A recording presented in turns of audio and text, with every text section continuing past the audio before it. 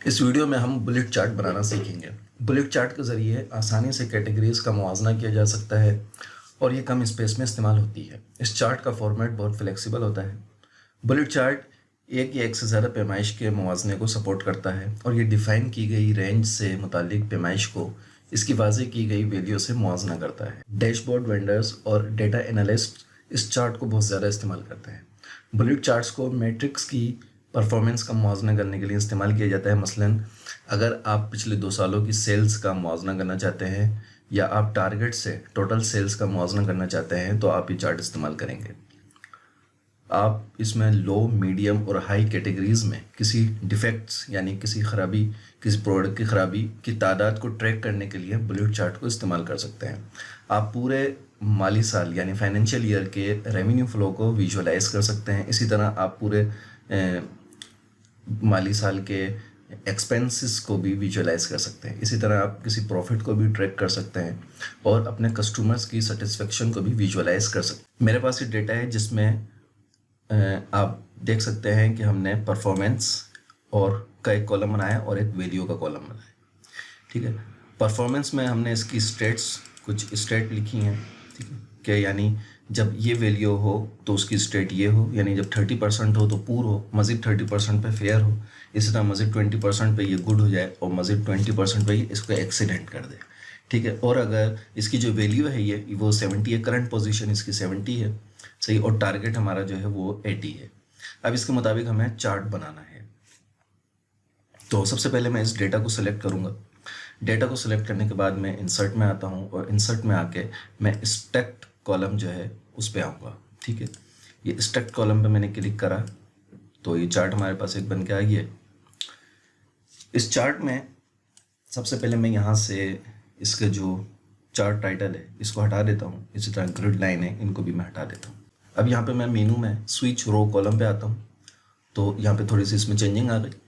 अब उसके बाद फिर यहाँ पे मैं चेंज चार्ट टाइप पर क्लिक करूँगा और यहाँ कॉम्बो में आता हूँ। कॉम्बो में आके मैं यहाँ पे तमाम जितने भी ये आ रहे हैं इन सब में यहाँ पे इसको स्टैक्ड कॉलम दे दूँगा। ठीक है, इन सब को, और ये जो एक्सेलेंट है इसको भी स्टैक्ड कॉलम, इसी तरह वैल्यू को भी स्टैक्ड कॉलम।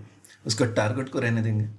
टारगेट को हम यहाँ पे देंगे स्टैक लाइन विथ मार्कर्स। ठीक है, इसको हम यहाँ पे ये देंगे और उसके साथ साथ टारगेट को ही मैं यहाँ पे सेकेंडरी एक्सेस भी दे दूंगा। तो जैसे सेकेंडरी एक्सेस दिया, इसके प्रीव्यू में आप देख सकते हैं कि 2 वर्टिकल लाइन्स, वर्टिकल एक्सेस हमारे पास यहाँ पे आ गए हैं 180 तक और 90 तक। इसको खैर ओके करते हैं। अब यहाँ पे हमारे पास 180 और 90 आ रहा है। इसको सबसे पहले हमें सही करना है कि इस पर क्लिक करा, फॉर्मेट एक्सेस पे आके एक्सेस ऑप्शंस में आके इसको यहाँ पे हमें 1 करना है। इसको इंटर करते हैं। इसी तरह यहाँ पे 180 इसको क्लिक करते हैं और यहाँ पे इसको भी 1 करते हैं।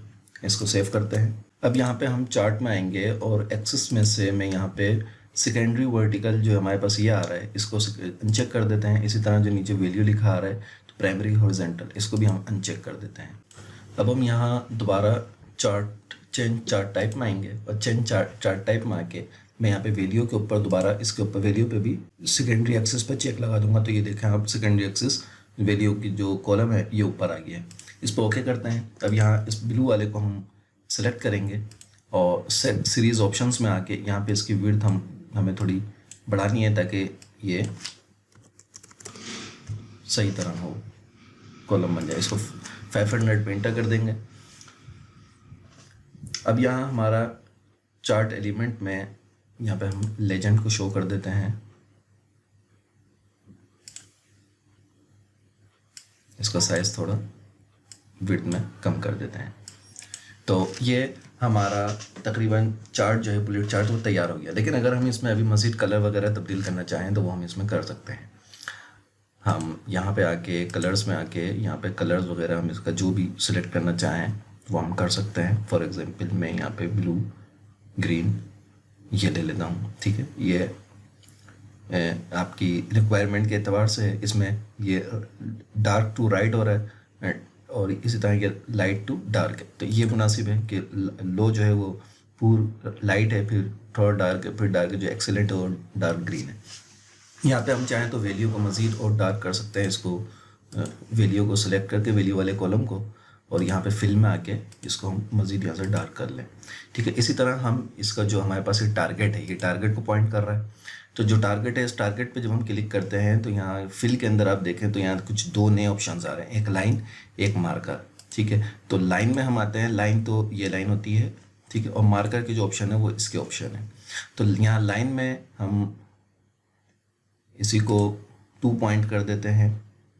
ठीक है, जितना हम यहाँ से इसको बढ़ाएंगे ये लाइन यहाँ से बढ़ेगी, तो इसको 2 पॉइंट कर देते हैं। और मार्कर में हम आते हैं, मार्कर में मार्कर ऑप्शन में आप यहाँ देखें ऑटोमेटिक हुआ हुआ, इसको आप नन भी कर सकते हैं, तो नन में ये मार्कर गायब हो गया यहाँ से। ठीक है, आप बिल्ट इन कर दें, बिल्ट इन में यहाँ पे कुछ ये सर्किल और रेक्टेंगल वगैरह ट्राइंगल ये सब चीज़ें बनी हुई हैं। आप यहाँ पे चाहें तो इमेज भी शो कर सकते हैं, यानी किसी कंपनी का काम है तो वो कंपनी की इमेज भी यहाँ पे आ सकती है, लेकिन हम यहाँ पे सिर्फ सर्किल ही लेते हैं। साइज़ इसका बढ़ा देते हैं, 10 कर देते हैं। उसके बाद इसको बॉर्डर में मैं जो बॉर्डर इसका ये नज़र आ रहा है इसको 9 कर देता हूँ, 9 लाइन।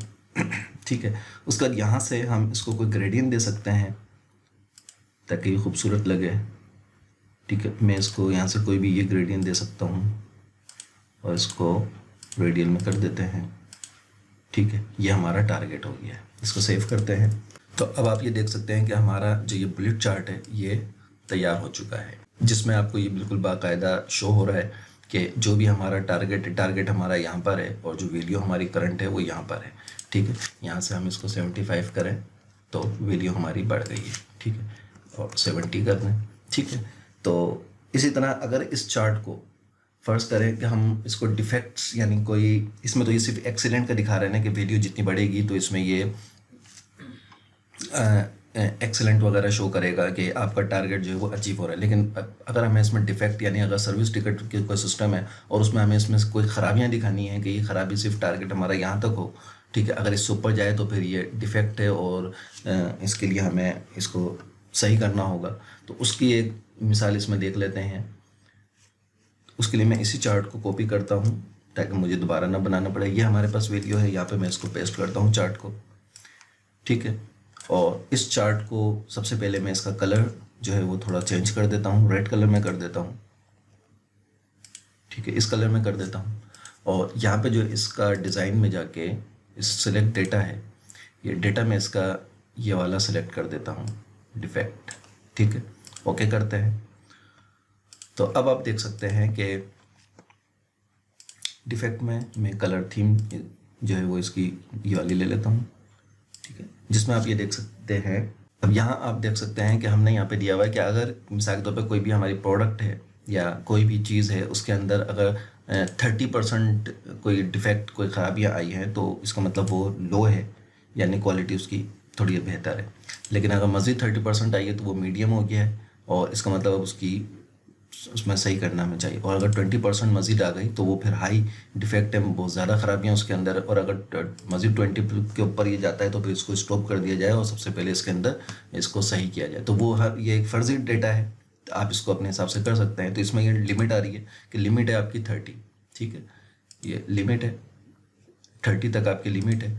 अब आपने 30 को क्रॉस कर लिया तो इसका मतलब ये मीडियम में पहुंच गया और हमें इसको सही करना है। और अगर इसकी वैल्यू 20 है तो 20 का मतलब ये है कि ये अपनी लिमिट क्रॉस नहीं कर रहा है अभी इसके अंदर, इस प्रोडक्ट के अंदर जो भी प्रोजेक्ट है या प्रोडक्ट है कुछ भी, तो उसके अंदर मज़ीद अभी इतनी ख़राबियाँ नहीं हैं। तो ये इसके अपोजिट जो है ये डिफेक्ट के लिए हम इसको इस्तेमाल कर रहे हैं, जिसका ये मतलब बन रहा है कि ये जो भी प्रोडक्ट का ये चार्ट है तो इसकी क्वालिटी अभी अच्छी जा रही है। जैसे ही ये अपने टारगेट को तक पहुंचता है या अपने टारगेट को थोड़ा सा ऊपर तक पहुंचता है, अचीव कर लेता है, तो इसका मतलब अब ये क्वालिटी इसकी अच्छी नहीं है। अब हमें इसको फ़ौरन इस प्रोजेक्ट को या इस प्रोडक्ट को इस जो भी इश्यूज़ इसके हैं उनको रिजॉल्व करना चाहिए।